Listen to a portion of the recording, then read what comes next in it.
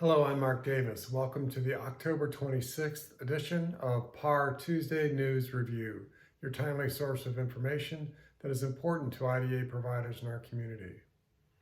First of all, an urgent notification.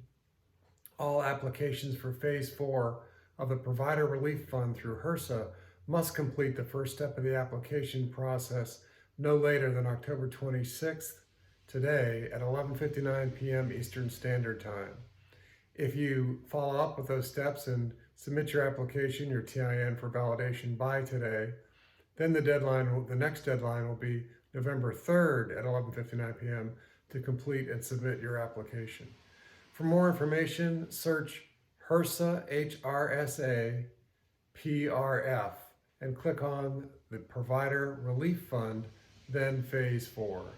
You have until 11:59 p.m. tonight, Tuesday, October 26th, to complete the first step of the application process. $25.5 billion is available in relief for Medicaid providers, and you don't want to be left out on this one. Pennsylvania State Legislature agreed with the administration deciding on how to spend the 10% HCBS-specific FMAP bump pursuant to the Commonwealth CMS-approved spending plan for those funds. We have heard that DHS ODP is making progress on revising the ODP-Administered waiver rates. Although the timing is not certain, it is estimated that these revisions to ODP-Administered waiver rates may be effective around the end of this year or the beginning of next year.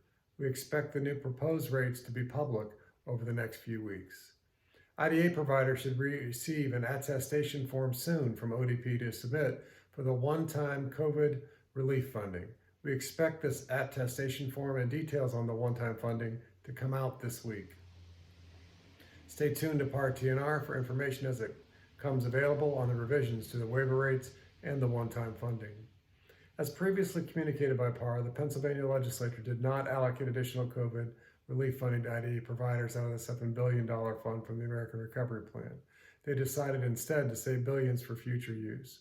PAR continues to ask for COVID-19 relief funding for IDA providers.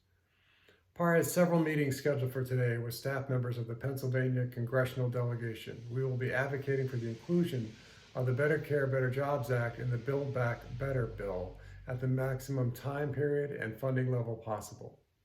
We continue to wait for the outcome of negotiations among House Democrats and Senate Democrats that are likely to reach their final days very soon, possibly this week.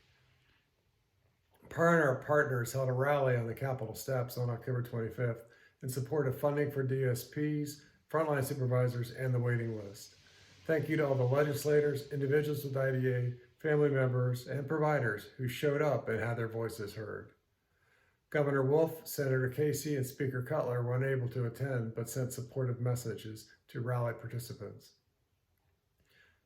Pennsylvania Labor and Industry is doing a survey of the impact of COVID on direct service workers. PAR will respond to L&I.